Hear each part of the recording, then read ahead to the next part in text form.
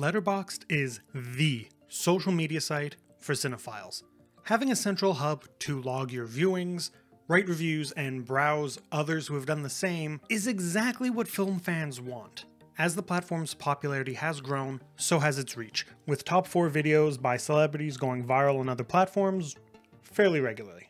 Letterboxd is also the home to some of the most unhinged reviews I have ever read, and that's what I think is the best part of the platform, and it is the main reason that this video exists. Let's do this. Alright internet, Letterboxd users are hardcore. Just recently I've been seeing a whole lot of year-end reviews being posted, and it may just be my algorithm, but I feel like I'm seeing more of that than Spotify Wrapped being posted this year. Alright, so I'm just going to read some of the great unhinged reviews I have found recently, and I don't need to explain it further than that. If you've never swam in the ocean, then of course a pool seems deep. 1 star, Joker. Lady Bird for Men, 5 stars, a goofy movie. Infinity Pool, 4.5 stars. Nothing like watching the dad from Life with Derek have gay sex. 2 exclamation points at the end of that. Lady Bird for Men, 5 stars, a goofy movie. I accidentally saved this one twice. Dads are finally allowed to clap when the plane lands. 4 stars, Top Gun Maverick. Okay, this is 2 together. Half a star, The Godfather. Whatever, overrated as hell. 5 stars, holy shit, Pixels. Halloween Ends, 1 star.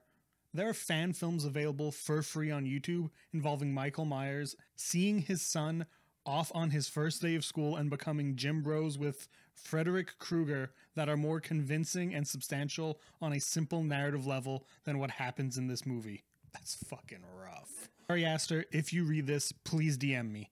I would like to connect you to a prayer line.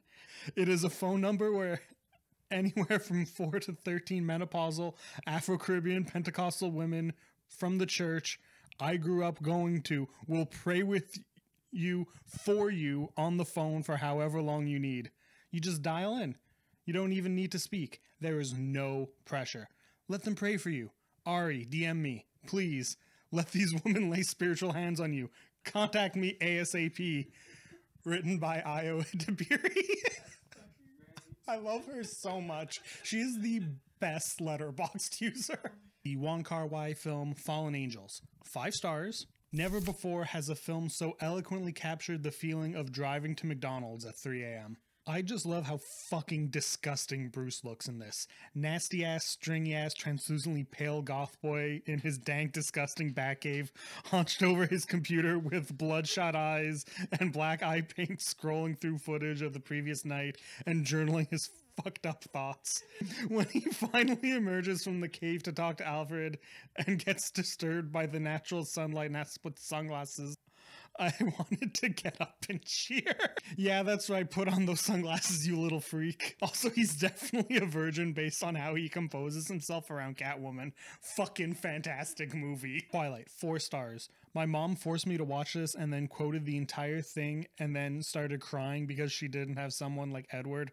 And I told her that their relationship was actually really abusive. And she said, quote, "Sweetie, I know. Me and your dad got divorced because of this movie," close quote. And now she's running around the house looking for something to eat. Please save me. Did she divorce her husband because he wasn't abusive enough? I gotta say, I think it's really impressive that Letterboxd has what I think is the only truly successful paid version of their social media platform. Unlike Twitter Blue, that has completely destroyed the ecosystem of its platform, Letterboxd paid services just unlocks things like user stats, so you can view things like your most watched actors, and with their year ends, little things like first and last movies viewed in the year. A lot of fun things to nerd out about, perfect because that's the kind of stuff the users want, because they are nerds. I see you, game recognized game. Alright, we got another Joker review, and it's not the same one again, I promise. 1 star. Joaquin Phoenix personally owes me an apology and at least $200. John Wick Chapter 4, 5 stars. John Wick's biggest enemy was those damn stairs. This happened to my buddy Eric. Joker, 4 stars. Pinocchio, 1.5 stars. The second film of the year where Tom Hanks plays a European caricature alongside an exploited puppet. The first one was Elvis. The Exorcist, 4 stars. I love that their strat to get the demon out was to have boring old men come talk to her about religion. I would leave too. I forgot about this. Past Lives, 4 stars. Found a version without subtitles to get the full Arthur experience. Jurassic World Dominion, 2 stars. Tom Cruise would have used real dinosaurs. One thing that I really appreciate is how, as Letterboxd has expanded, it hasn't lost track of what it is. They announced that they were going to start user logs for TV shows, and despite some weird pushback to the announcement, it is a natural evolution of the site, and honestly is following the way that TV has trended in a more artistic way alongside film. They also managed to keep what works for them with their presence on other sites as well.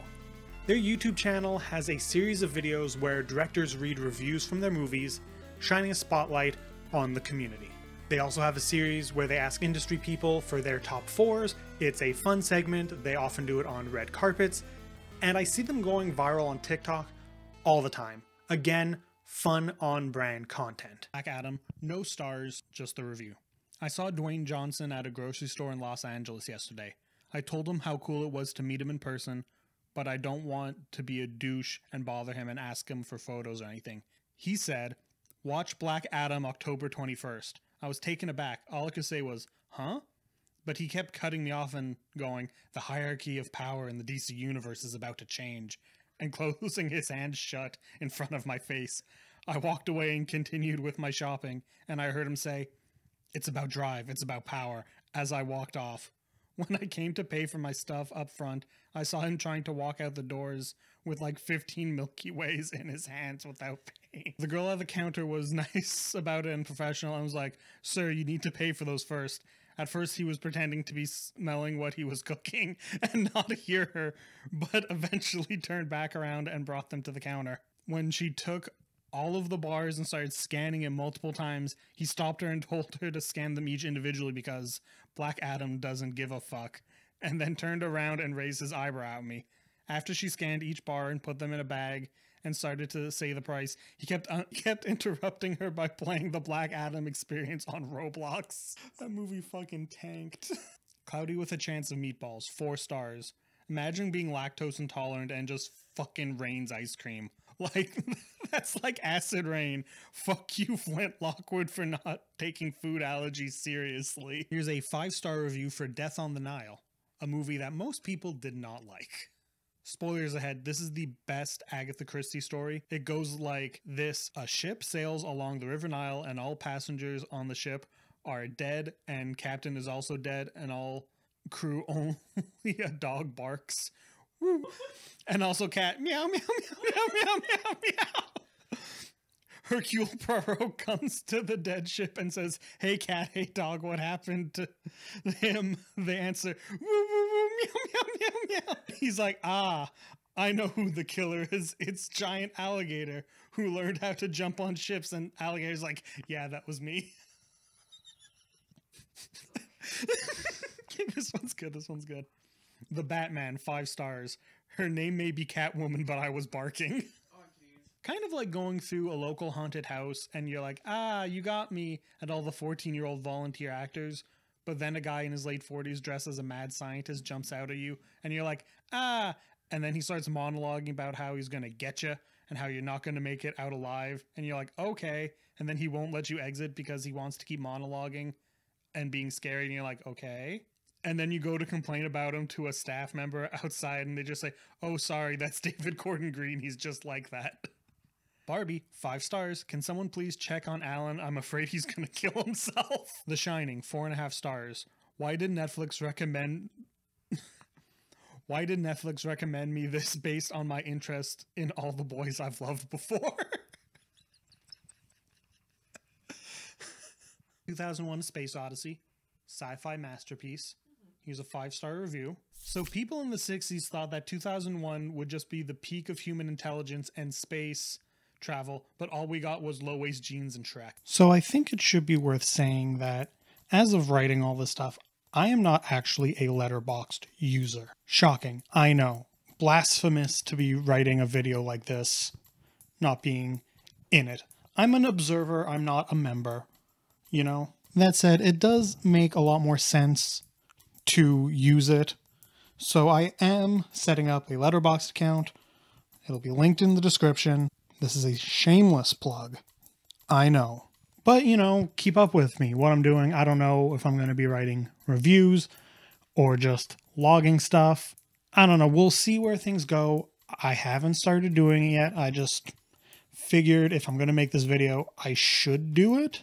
4-star review for Beau is Afraid. Wow, his dad's a huge dick. No stars on this one, but here's a review for The Northman. No penises in this. Alright, Killers of the Flower Moon. 4.5 stars. I hope the first person to watch this as TikTok clips gets hit by a car. 3.5 stars for The Conjuring 2.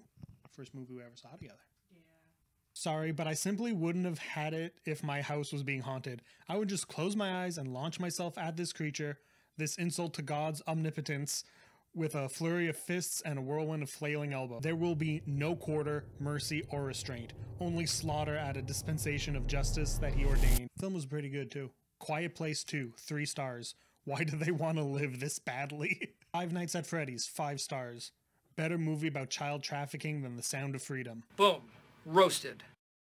The Killer, 3.5 stars. Never ask a woman her age, a man his salary, and a Smiths fan what he does for a living. Last one. Jacob Elordi stands at a whopping 6'5", which is unnatural and freakish. About 11 inches above the ideal height. However, Elordi's obvious physical disadvantage is his advantage here. He showcases why he is the picture-perfect casting for this iteration of Elvis when he stands next to Kaylee Spaney. His freakishly unnatural height complements the already overly dramatic tone of the film and perfectly symbolizes the predatory power dynamic. Spaney does a fantastic job of seamlessly transitioning through the ages of Priscilla's life, but the consistency of the monstrous height difference is a visual reminder that she is just a child. Letterboxd really does feel like it has managed to build itself into a community for all of film fans. Online fandoms have been a thing, honestly, as long as there has been internet, but unlike old forums, fan pages, and other fandom-specific experiences, Letterboxd feels like it has centralized all of it. Even if you are only into certain genres, filmmakers, or actors, getting onto the site opens doors to finding new films to be into, and I do credit a lot of that to the hilarious reviews that have become so popular. Reading a user's review makes you laugh and can bring you to their page to read more, and that ends up showing you what they have in their top 4s and can help you discover new stuff to check out. And at its core, that's what reviews are for. I see a lot of people who view classic film criticism as elitists, trying to tell the masses that things are objectively good or bad, and that's not the case. Sometimes it is, but it often isn't. While reviews can come off that way, it is more likely that they are expressing what their taste is and can help guide people with similar tastes to what else they might enjoy. Traditional reviews do this by breaking down themes, tropes, and the execution on a technical side, and I feel like what we find on Letterboxd with the more persona-driven stuff is just the modern internet version of that. Not to say that you can't find these more traditional views on there as well, because you absolutely can, but I think that these unhinged ones are just a lot more fun and are really what give the platform its personality. That's it for this one. A bit of a different video from me trying to blend the sort of personal essay stuff that I usually put on here with just having so much fun with those reviews. I hope you enjoyed it. Let me know if you did. Don't forget to like and subscribe, leave a comment down below, and until next time, have a good one. Nut in me, Goose Man.